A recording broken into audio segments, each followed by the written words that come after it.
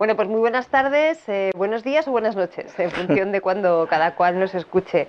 La verdad es que me gustaría empezar agradeciendo a Acción Social Católica esta invitación que nos hace al profesor Jaime Minguijón, que la presentaré, y a mí misma, para poder entablar una conversación acerca de uno de los temas que más interés están suscitando últimamente en la conversación pública.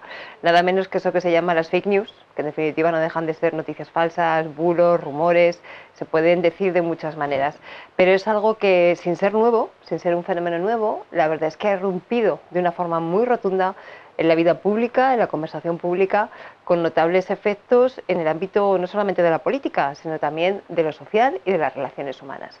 Por eso es un gusto tener aquí para conversar hoy sobre este tema a Jaime Minguijón. ¿Qué tal, Jaime? ¿Cómo estás? Muy bien. Profesor Gracias. Minguijón tendría que llamarle. Bueno, Jaime es profesor de Sociología en la Universidad de Zaragoza, viejo amigo y compañero de diferentes aventuras siempre relacionadas con la necesidad de intentar entender bien, ¿no? Es a lo que nos dedicamos los sociólogos y politólogos, intentar entender bien cómo es el mundo actual, cuáles son las claves que nos ayudan a definir, que nos ayudan a comprender la sociedad en la que vivimos y de alguna manera también que nos ayuden a situarnos mejor para poder analizar las diferentes consecuencias que tienen. Jaime, tú has estudiado mucho últimamente todo el tema que tiene que ver con la posverdad, las fake news, has estado trabajando con investigaciones acerca de esto que también se llama el discurso del odio. Si tuvieras que definir qué es una fake news, ¿cómo lo harías? bueno, en primer lugar, antes de entrar a responder a tu pregunta, sí que también agradecer a Acción Social Católica la invitación, a ti también, por estar aquí conmigo. Y luego decir una cosa, que hacer una aclaración, ¿no? Y es que precisamente las investigaciones, los estudios son fruto de un largo proceso en el cual no interviene solo una persona, ¿no? En este caso sí que me gustaría hacer un reconocimiento y recordar al grupo de investigación al cual pertenezco yo y perteneces tú, la Universidad de Zaragoza, que es el grupo de investigación Sociedad, Creatividad e Incertidumbre, que somos, ¿no?, varios de esos profesionales los que hemos abordado estas temáticas en alguna ocasión y, como bien dices, pues últimamente a través de un estudio sobre los discursos del odio. Bien, precisamente el título del grupo de investigación, que habla de incertidumbre, ya nos aborda una de las primeras cuestiones que quiero dejar claras desde el principio, ¿no? Y es que no hay respuestas fáciles, ni soluciones fáciles, ni análisis fáciles, ¿no? La realidad es compleja, y aunque nuestra obligación es tratar de clarificarla, ¿no?, y que el público la pueda entender, pues requiere cierta complejidad en su explicación, ¿no? Precisamente a la hora de definir las fake news, que en su traducción es muy sencilla, ¿no? Noticias falsas. Pero claro, si abordamos los dos términos que componen la definición, pues ya empezamos a notar y a vislumbrar una cierta dificultad, ¿no?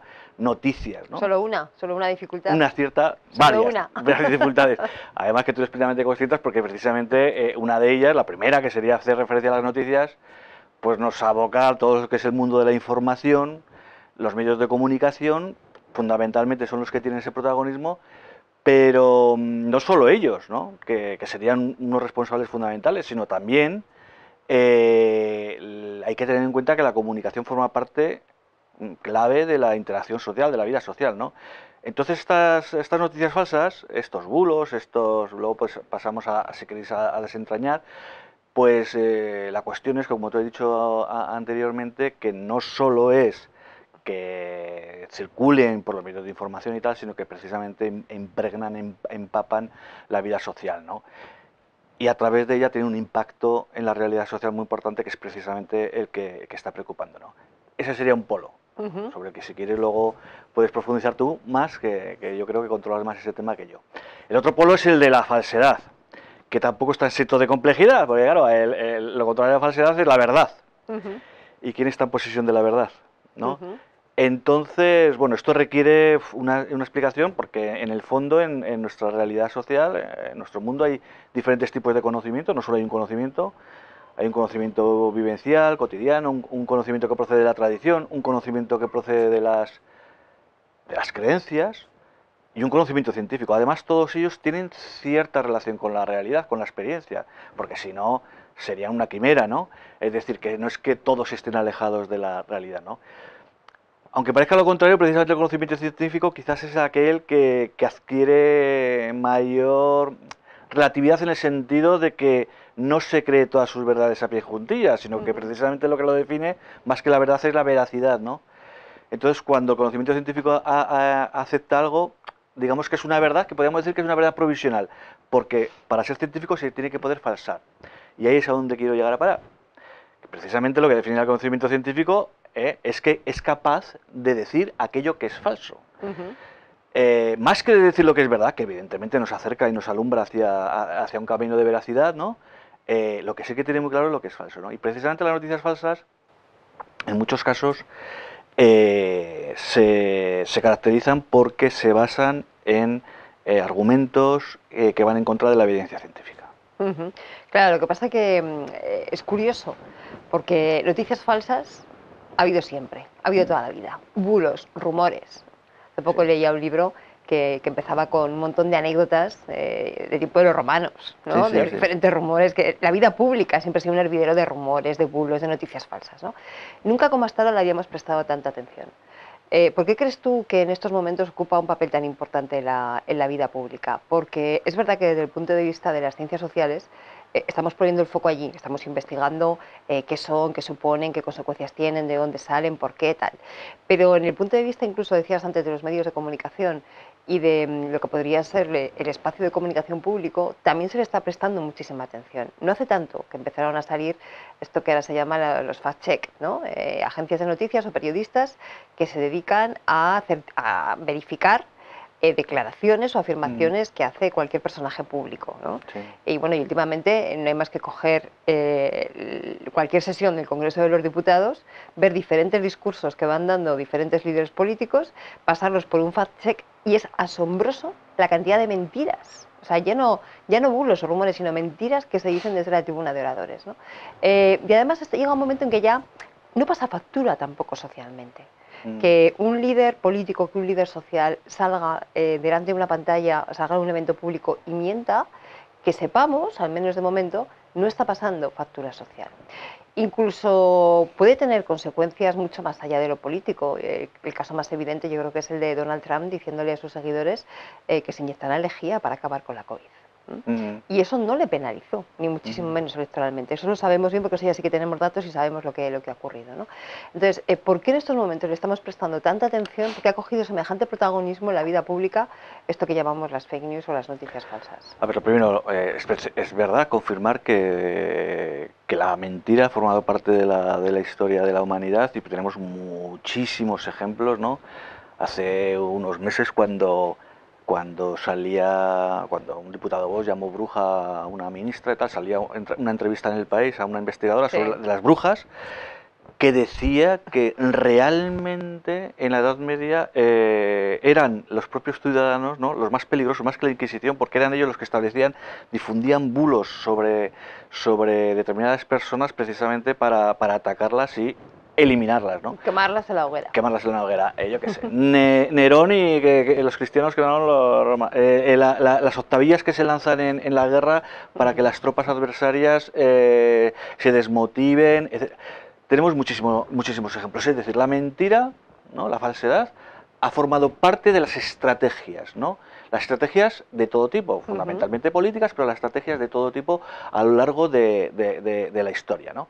Entonces, no es de extrañar que ahora que estamos en una sociedad digital, una sociedad tecnológica, llamémosla como la queramos llamar, pues también formen parte de eso, ¿no? Y el objetivo, evidentemente, tanto antes como ahora, ha sido cambiar la realidad, es decir, impactar en la realidad y conseguir un fin, ¿no? Precisamente leía el otro día un artículo que escribiste tú misma sobre este tema y venías a decir, citando a otro autor, que en el fondo detrás hay unos intereses, ¿no? Detrás hay unos intereses, unas personas que tratan de ser beneficiadas y unas personas que tratan de ser damnificadas, y hay un juego de poder, ¿no? Eso, por lo tanto, lo tenemos que dejar claro, es decir, que no es una cosa nueva. Como otras tantas cosas, lo que se ha hecho es adaptarse a la realidad actual, ¿no? Yo creo que sí que es cierto que ahora hay una diferencia fundamental. Yo creo que precisamente por este conocimiento, o sea, por este mundo hiperconectado en el que estamos, y rápido, hemos tomado conciencia de lo peligroso que está siendo, además, unas sociedades que evidentemente se presupone que están formadas, que son cultas, que son democráticas y que evidentemente tendrían que alejarse de este tipo de estrategias, teóricamente, ¿no? Y entonces hemos visto con muchos ejemplos como el que has puesto tú, los que has puesto tú, ¿no? El impacto que puede tener. El impacto que puede tener en todos los ámbitos, porque lo puede tener en la política, que es el más, pero lo tiene en la vida social, provocando fracturas sociales, provocando ruptura de la cohesión social y que se está haciendo de forma consciente. Quizás somos un poco conspiranoicos los que pensamos esto porque no podemos demostrar quién está detrás, ¿no? Luego, si queréis, abordamos un poco más el tema. Se habla de Rusia, se habla de determinados intereses ocultos, pero realmente hay un interés por romper, ¿no? ¿Qué se beneficia de esto? Esto habría que buscarlo, ¿no? Desde el punto de vista de la salud, como acabas de exponer tú, desde el punto de vista medioambiental, desde el punto de... Bueno, acabamos de ver lo que ha pasado con el tema de las macrogranjas. Es decir, parece que es imposible, ¿no? Llevar a cabo un debate, tener un debate sobre cualquier tema de importancia en nuestra sociedad que no esté totalmente manipulado o totalmente trufado de discursos falsos, ¿no?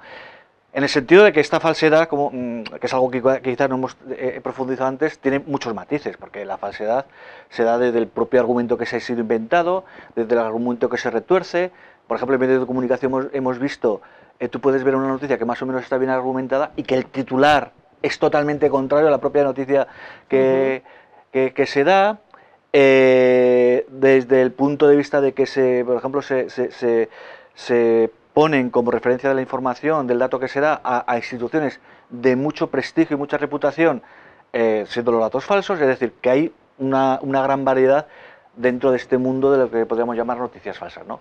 Entonces, por resumir, ¿no? La aportación, yo creo que la pregunta que hacías, yo creo que la diferencia, ¿no? Es que en este mundo hiperconectado y en el que todos somos también parte de la noticia, en el sentido de que las redes sociales nos ayuda o nos permite acceder a la información, leerla, retuitearla, etcétera, pues es lo que ha dado lugar a, yo creo que a esta sensación de que es un momento crítico y preocupante, ¿no? Yo ahora que ponéis el ejemplo de Trump, resulta que se hizo un análisis de las frases y los comentarios que hizo durante la campaña del 2016 y el 70% o eran medias verdades o eran falsas, absolutamente se las había inventado. El 70% de las cosas que decía, ¿no?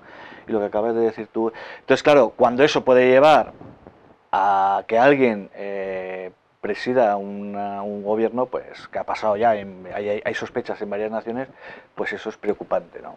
Claro, yo creo que aquí hay ya diferentes ejes que van saliendo en la conversación. Primero, lo que hablábamos, ¿no? Mentir no penaliza en la esfera pública en estos momentos. Sí. Cosa que hace unas décadas hubiera sido impensable. Que un líder político saliera haciendo una declaración que después se demostrara fehacientemente que era mentira, eso tenía una penalización. En estos momentos en nuestras sociedades ya no la tiene, en ningún caso, ¿no?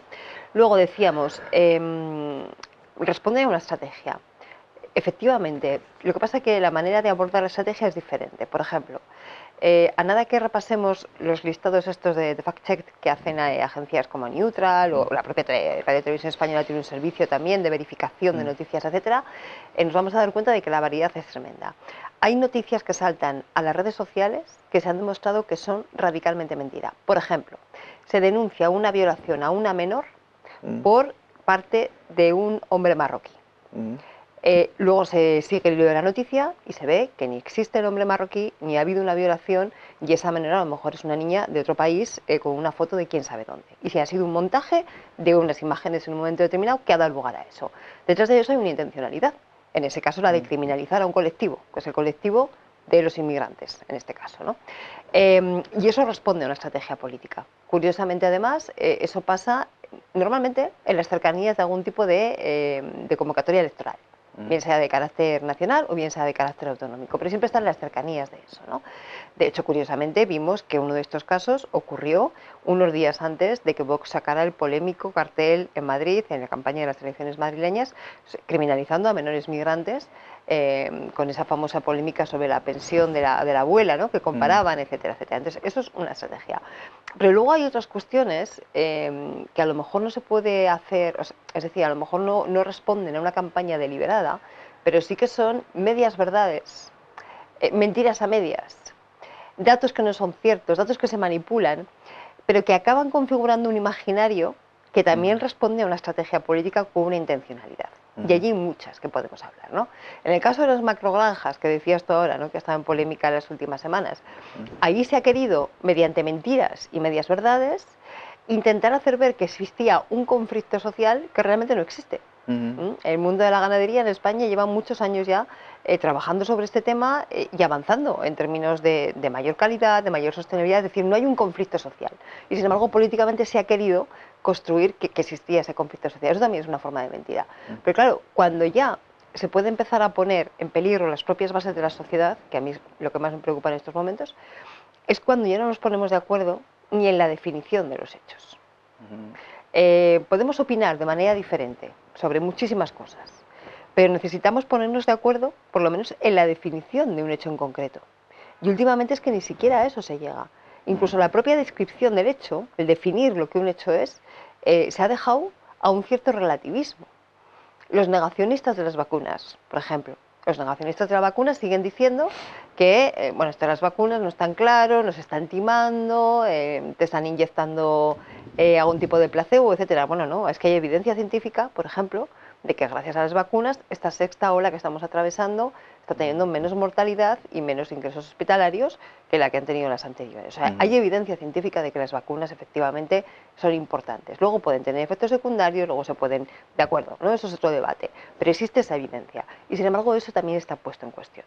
Entonces, ¿cuál crees tú que es el límite sobre el que puede operar esa posverdad o esas fake news, por llamarlo de alguna forma, sin llegar a comprometer la propia idea de sociedad? Porque si no nos ponemos de acuerdo ni en los hechos... Es que yo creo que precisamente que esa es la estrategia de fondo, ¿no? De hecho, los análisis... Mira, hay una cosa que, que igual sorprende a las personas que nos estén escuchando. Consideramos que la política está al frente de todo y que y realmente nos absorbe de una manera impresionante en los medios de comunicación y tal, ¿no? Pero hay detrás algo más importante todavía, desde el punto de vista de quien mueve estas cuestiones, que es el poder económico y el poder en sí mismo en general, ¿no? Y de hecho se han hecho análisis muy exhaustivos sobre todo este tipo de noticias y lo que se ha llegado a evidenciar es que las cuentas de los, por ejemplo, los responsables de determinadas asociaciones, de determinados partidos políticos, etcétera, son realmente secundarias en lo que es la importancia de la generación de todo este ambiente y de la difusión de todos estos bulos, ¿no? Digamos, por resumirlo, que hay como, bueno, hay más, ¿no? Pero como tres tipos fundamentales, por ejemplo, en una red social como Twitter, ¿no? De protagonistas, ¿no? De actores. Están, por un lado, los altavoces, que son aquellas cuentas que generan el discurso, ¿vale? Estamos hablando que más o menos el 80% de las noticias y de los mensajes que se lanzan en Twitter y que circulan por Twitter está creado por el 1% de las cuentas, ¿no? Luego están lo que hacemos la mayoría de las personas, que es retuitear, ¿no? En este caso, el 85% de los retuiteadores son máquinas. Es decir, son cuentas ficticias. Luego están los que las comentan, que ahí tenemos también un porcentaje elevadísimo de lo que se llaman trolls, que también son máquinas. De hecho, lo importante, digamos, lo que hacen los analistas de las redes sociales y de este tipo de mensajes es ir a los altavoces, porque son realmente donde está el núcleo, donde se genera el mensaje. Pero a partir de ahí hay un montaje impresionante que cuesta muchísimo dinero, encargado de amplificar y magnificar y difundir. Y todo eso está costeado, la mayor parte, en torno a lo que sería la inteligencia artificial, etcétera, ¿no? Claro, cuando analizan la importancia que tienen las diferentes cuentas, pues de los líderes políticos, ¿no? Y de líderes de asociaciones que pueden estar situadas en un extremismo, ¿no? Pues entonces llegan a la conclusión, por ejemplo, por poner nombres, de que tienen cierta relevancia Abascal, y entonces era cuando se hizo este análisis Pablo Iglesias, los líderes de Podemos y de Vox, pero minúscula respecto a todo este entramado, ¿no? De hecho, los investigadores de este tema han llegado a identificar lo que se llaman las agencias de desinformación. Es decir, hay agencias que están especializadas en transmitir este tipo de bulos. Hay además se han rastreado las cuentas y te puedes encontrar una misma cuenta que está en un Barça Madrid, pues hablando de tal, al día siguiente hablando de Cataluña, al día siguiente hablando de los Menas, al día siguiente hablando de Rocillito, ¿vale? Y son las mismas cuentas que están siendo utilizadas constantemente para estas cuestiones, ¿no? Entonces, vuelvo a lo de antes, ¿no? Es verdad que tiene un impacto político, es verdad que hay un interés político, pero hay un interés económico y hay quien piensa que si ahora se puede utilizar un partido u otro, se utiliza, pero es que pasado mañana se puede utilizar otro, ¿no? O sea, no es que sean partidistas, sino que están interesados en qué. Y ahí es a donde llega la pregunta, ¿no? que me has hecho. Están interesados en fracturar. La fractura, ¿no? Como se dice, a río revuelto, ganancia de pescadores, ¿no? La fractura lo que hace es enfrentarnos a la gente cotidiana, no a los políticos, a tal, enfrentarnos a la gente cotidiana, crear división, crear grupos que lo que consiguen, por dar también una explicación a lo que decías, es que seamos unos abanderados, que consideremos al otro como el enemigo y que nos alimentemos de una determinada información que nos va a decir, nos va a tranquilizar, nos va a situar como los que tenemos la razón y que rechacemos toda aquella información que puede ser contraria a este posicionamiento. Pero perdona que te corte, ¿quiénes son? Porque dices, claro, ese es el no son partidistas, se puede utilizar hoy un partido, mañana otro, ¿no? Yo veo partidos que se están dedicando a lanzar estas estrategias. Sí. Entonces, ¿qué otros actores Pero te vuelvo hay? a repetir, hay toda una estructura, o sea, la importancia que tienen estos partidos es minoritaria, en lo que serían las redes sociales, es minoritaria. O sea, hay una gran cantidad de cuentas que no se sabe muy bien, es que es el problema, o sea, el problema es que no se sabe, se dice que está Rusia detrás, se dice que... No, pero lo cierto es que esas cuentas están creando un marco, sí, eso que estudiamos tanto, ¿no? Claro. Sociólogos y politólogos, de cómo se crea el marco social en un momento determinado, el marco político de una campaña electoral o simplemente del posicionamiento de un partido en algo. Sí. ¿Por qué estamos discutiendo las macrogranjas en España en estas últimas semanas? Porque se ha creado ese marco. ¿Por qué se discute tanto últimamente, se debate tanto de inmigración en España en los últimos tiempos, cuando la inmigración no aparece en ninguna de las encuestas de percepción, tú lo sabes mejor que yo, como uno de los problemas principales por parte de los españoles? Ni tenemos un volumen de personas migrantes tal como para que pudiera suponer un motivo de preocupación, sobre todo si lo comparamos con otros países de nuestro entorno. Y sin embargo, la conversación pública hablamos mucho. ¿Por qué? Porque se ha creado un marco. Entonces, eso responde a una estrategia política. Responde a una estrategia política, si quieres llamarla, pero yo creo que es una estrategia política, económica, social, que invade todas las dimensiones, ¿no? Y que se aprovechan las situaciones. O sea, es cierto que tú dices, bueno, la verdad, digamos, que la evidencia se ha dejado al margen, ya parece que da igual. Pero, ¿qué lo llena eso? Lo llenan las emociones. Claro. Eso está claro.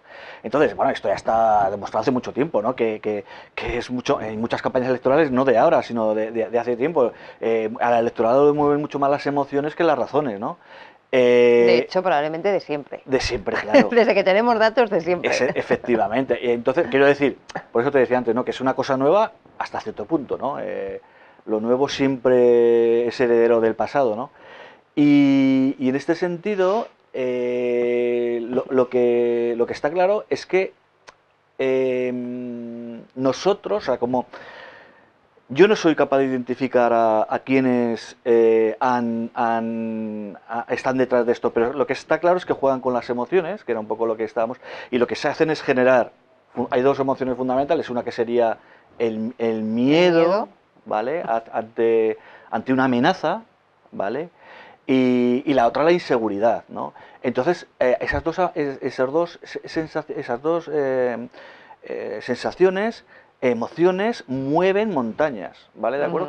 Y vuelvo a repetir, esta es un poco mi hipótesis, es una hipótesis de trabajo. Antes decía que la ciencia muchas veces es difícil establecer verdades absolutas, ¿no? Es una hipótesis de trabajo con la que estamos trabajando. Y es que, en cierto sentido, si nos elevamos un poco de la vorágine de lo que es la pelea actual, lo que sale en los medios y tal, no sé qué, nos elevamos un poco, estamos convencidos de que se va a emplear cualquier argumento, cualquier situación, puede ser los inmigrantes, puede ser las macrogranjas, puede ser un partido de fútbol, puede ser lo que te decía antes, ¿no?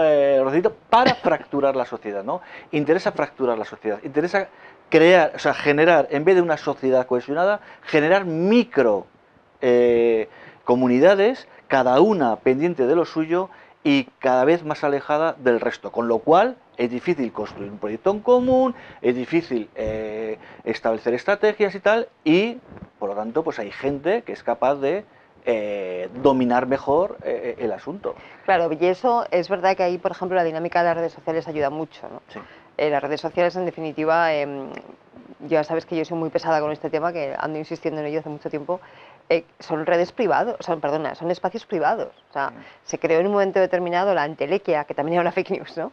De que las redes sociales se convertían en un nuevo espacio público de debate, de deliberación, de comunicación, de encuentro con los otros. Es mentira, son espacios privados. Cada uno en nuestras redes sociales admitimos a unos y dejamos fuera a otros, ¿no? Claro. Y de hecho acaban siendo burbujas, Sí. burbujas de perfiles muy similares a nosotros, si no idénticos, pero muy, Sí. muy similares. Y con intereses prácticamente coincidentes al 100%. Por lo tanto, una red social, mi Twitter, tu Twitter, no es la sociedad. Yo tengo una amiga que dice, Twitter es un barrio. Y dice, sí, pero un barrio que más bien es una urbanización privada en la que tú has decidido quién vive allí y con quién quieres vivir tú, ¿no? Y eso efectivamente no es una visión distorsionada de la realidad, pero al mismo tiempo lo que hace es generar una sensación de identidad, de pertenencia y una falsa sensación de que el mundo es así, ¿no? Hay un dato que es muy curioso y es que, si no recuerdo mal las cifras, en España solamente, digo solamente, creo que es el 11 en estos momentos por ciento de la población tenemos una cuenta en Twitter. Un 11% es muy poquito. Sin embargo, si en vez de hablar de toda la población española hablamos de periodistas o líderes de opinión, más del 90% tenemos una cuenta en Twitter. Eso quiere decir que todo lo que pasa en ese barrio privado automáticamente salta a la esfera de medios de comunicación, de otras redes, etcétera, etcétera. Por lo tanto, una cosa es que las redes sociales no son la realidad, y eso hay que tenerlo siempre muy presente. Twitter no es España. Twitter, los que estamos en una comunidad de Twitter en España, no es España, no es la sociedad española, ni la aragonesa, ni la zaragozana, ni ninguna de ellas. Pero ojo, porque los que crean opinión en ese territorio están todos en Twitter. Y todos tienen, o tenemos en un momento determinado, esa debilidad, ¿no? Caemos en la trampa de pensar que el mundo es lo que se está diciendo en nuestra red social y nada más lejos de la realidad. Por eso luego, por ejemplo, en las noches electorales, muchos se quedan ojipláticos y no entienden nada. Y hay que recordar, ¿no? Es que el mundo es esto, ¿no? Y no lo que hay en tu barrio de Twitter, efectivamente. Entonces, a mí eso sí que me preocupa mucho porque al fin y al cabo una sociedad es un espacio de comunicación. Sí, exactamente. Tú perteneces a la sociedad aragonesa porque formas parte de un espacio de comunicación aragonés. Sí. Escuchas Radio Ebro, ves este canal de televisión, te enteras cómo quedan los partidos del Zaragoza y del Huesca, estás en ese espacio de comunicación. Si ese espacio de comunicación se rompe y se sustituye por una serie de burbujas inconexas, que son las redes sociales, en el fondo lo que estamos haciendo es dinamitar la idea de sociedad y que emerjan una miríada de mini sociedades, pero que tienen la característica de que internamente son absolutamente homogéneas. Porque claro, en mi red está la gente que yo quiero, que suelen pensar de forma muy parecida a mí, ¿no? Entonces se acaba la idea de sociedad, se acaba la idea de pluralidad, eso hace saltar por los aires todo. Vale, si en esto estamos de acuerdo, yo creo que el siguiente punto es preguntarnos por qué está triunfando todo esto. Porque una cosa es que se lancen estrategias y que la tecnología favorezca esas estrategias, como es el caso que estamos hablando. Y otra cosa diferente es que triunfe. ¿Por qué está triunfando todo esto? Está triunfando, yo creo que en cierta medida porque las personas también tenemos esa tendencia, esa querencia, ¿no? Se podría decir, que es la que acabas de describir tú muy bien. O sea, queremos encontrarnos en círculos de confort, en círculos que no contradigan nuestras formas de pensar, etcétera. O sea, se dice que las personas somos organismos sintonizados. Total. Antes de las redes sociales había, tú le preguntabas a una persona qué radio leía, qué televisión veía y qué periódico compraba, y ya lo ubicabas perfectamente, porque tendemos a seleccionar aquello en lo que nos sentimos cómodos, que nos refuerza nuestras cosmovisiones y a su vez rechaza las contrarias. No ahora, yo creo que tenemos esa tendencia a sentirnos, pues eso, seguros, en un mundo con certezas, ¿vale? Entonces se aprovechan de eso, fíjate, se aprovechan de las emociones y se aprovechan también de esa cuestión, ¿no? Lo que decías tú del 11% de Twitter es cierto, pero es que hay Hay otra red social que es mucho más extendida, que es WhatsApp, Ujú. que esa red social está alimentada también Sí, sí, sí, por totalmente. Twitter, ¿vale? Y Es más decir, peligrosa porque es más privada todavía. claro, entonces ahí además es muy privada y hay muchos grupos en los cuales noticias que tal, hay siempre un encargado o dos pum, de meterlas y alimentar, ¿no? Esto no se mantiene si no está alimentado. O sea, los grupos no solo se generan, estas comunidades que cuando llegan a radicalizarse las podríamos llamar comunidades de odio, Ujú. perfectamente, no solo se crean, sino que se tienen que alimentar.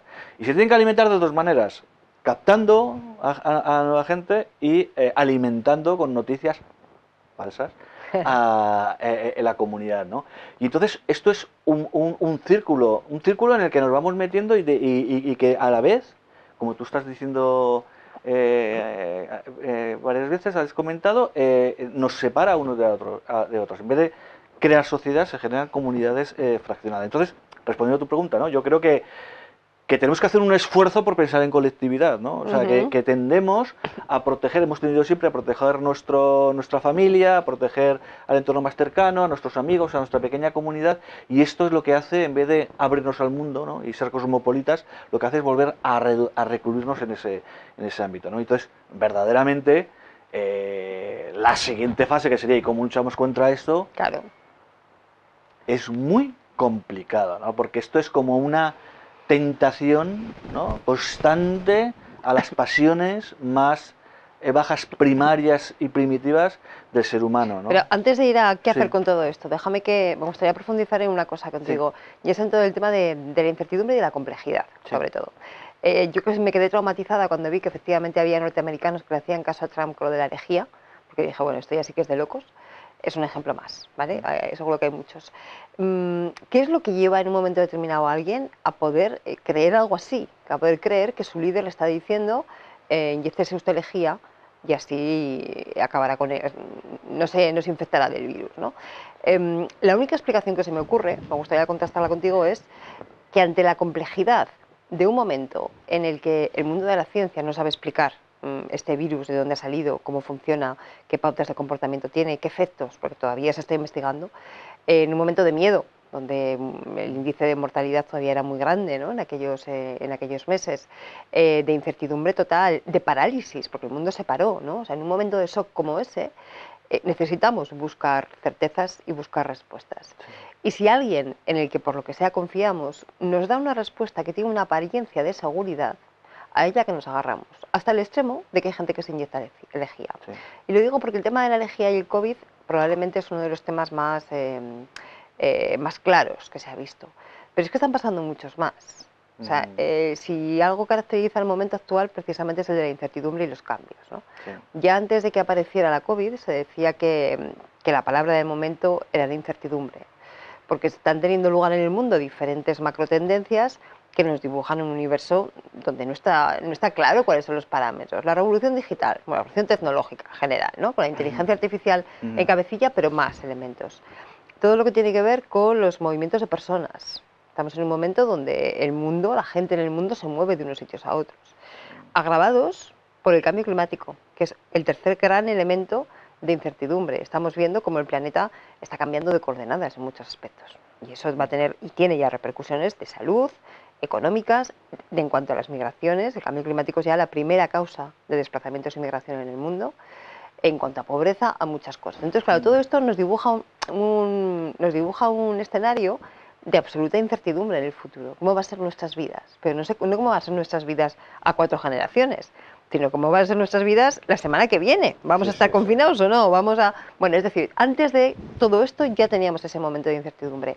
Ahora, después de la COVID, todavía mucho más. Claro, si en un panorama de incertidumbre tú eres capaz de repente de ver a alguien que te dice algo con apariencia de seguridad, alguien que te dice American First o los españoles primero, que también tenemos a quienes nos dicen los Sí, sí, sí. españoles primero, o alguien que te dice que hay que volver a hacer de Francia la grandeur de los hombres blancos, cuando tienes tú ahí esos elementos que te dan seguridad, de repente te sientes protegido contra tu vulnerabilidad en tu puesto de trabajo, porque entonces si no viene el inmigrante y te lo quita, contra tu despiste en el mundo ante una revolución que ves que las empresas se deslocalizan, que los puestos de trabajo se van a otro sitio, y eso te están diciendo, no, Los americanos primero, los franceses primero, los españoles primero, ¿no? Eso pasó en el Brexit. Eso pasó en el Brexit. Que estoy totalmente de acuerdo contigo, no te cambiaría ni una coma, ¿no? Lo único que añadiría es que esa incertidumbre, esta complejidad, este cambio, este haber perdido los anclajes respecto del mundo, hay mucha gente de mi generación y en torno a, pues eso, 40, 60 años, han visto que el mundo ha cambiado. Yo cuando era crío no existían los ordenadores, imagínate, ni el teléfono móvil, ¿no? ¡Ay, qué mayor eres! Sí, imagínate el cambio que ha habido, ¿no?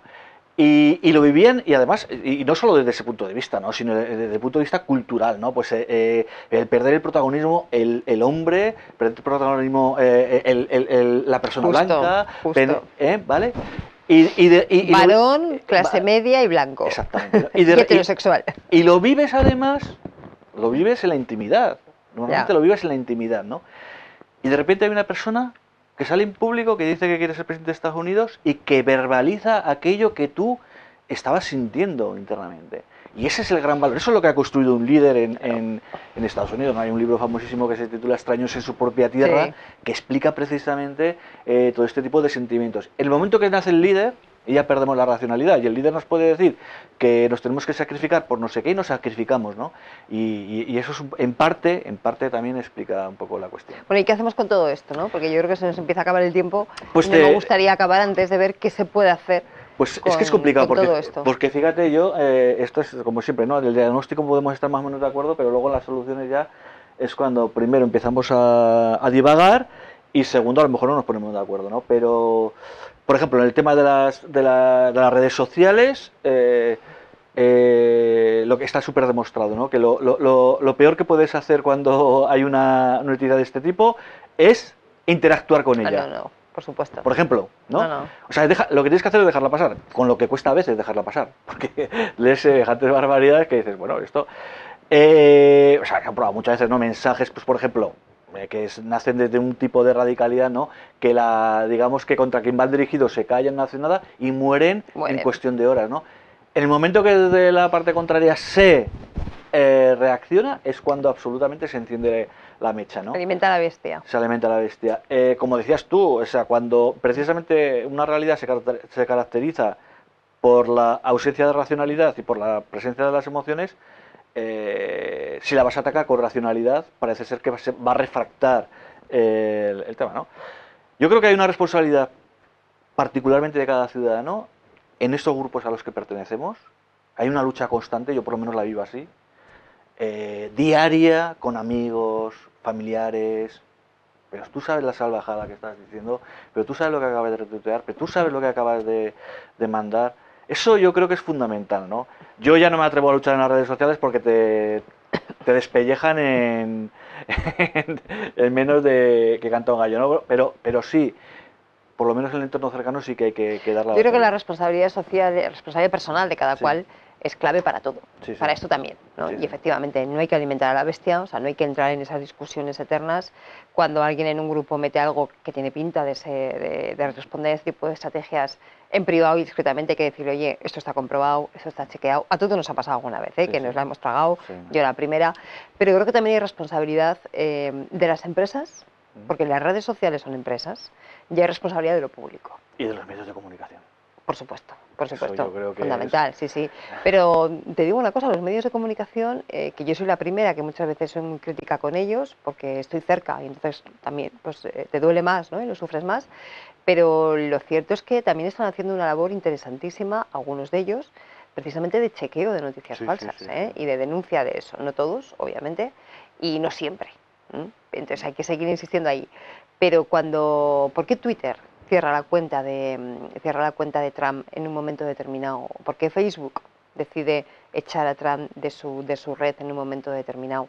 Y ojo que es muy polémico, yo tampoco estoy de acuerdo que ellos puedan en un momento determinado cerrar una cuenta así, porque al consejo de esa empresa se le ocurra, me parece que eso desde un punto de vista de libertades, incluso jurídicamente, tiene muchísimos problemas, pero no tienen ninguna responsabilidad las empresas a la hora de chequear lo que está pasando en esas redes que gestionan ellos. Y finalmente el ámbito de lo público, es que tenemos un problema con el mundo de la comunicación, de la tecnología, de las redes sociales Y ese problema se va a acrecentar con el ámbito de la inteligencia artificial, que es el de la gobernanza.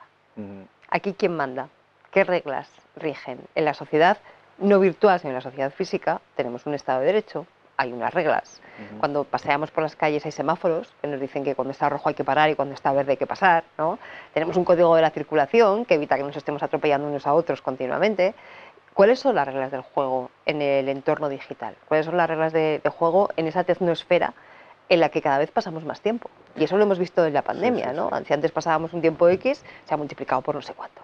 Entonces, hacen falta reglas del juego ahí y hacen falta también que los poderes públicos tomen las riendas. Hace falta reglas del juego y hace falta no dejar las decisiones en manos de tecnócratas. Yo creo que está claro que hace falta lo que podríamos llamar, no sé, comités éticos, comités participativos en los cuales, ante algo que realmente es novedoso y nos sorprende y tampoco tenemos las respuestas, como estamos diciendo, evidentes, pues por lo menos reflexionemos y abordemos determinadas situaciones, pensemos en lo que ha pasado, tratemos de establecer criterio para la siguiente y yo creo que tenemos experiencias en otros ámbitos que se podían extrapolar, ¿no? Lo último que podríamos hacer, por ejemplo, con el tema de los algoritmos y tal, es dejarlo en manos de los informáticos, de los ingenieros y de los que les pagan, ¿no? Porque entonces ya apaga y vámonos.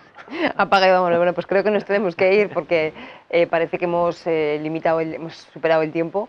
La verdad es que este tema, Jaime, yo creo que da para muchísimo, ¿no? Es un tema que seguro que nos vuelve a juntar en más de una ocasión y que volvemos a tener oportunidad de profundizar porque además va cambiando de forma muy rápida, la tecnología cambia de forma muy rápida y los efectos y consecuencias que tiene también. Por lo tanto, yo creo que es importante que lo vayamos siguiendo y, por cierto, no te vayas de aquí sin decirte que es importante que se siga investigando. Hombre, porque con las repercusiones que tiene y con todo lo que cambia necesitamos del mejor conocimiento científico disponible. Que se siga investigando y que se dé mucha importancia a la investigación social. Efectivamente. También.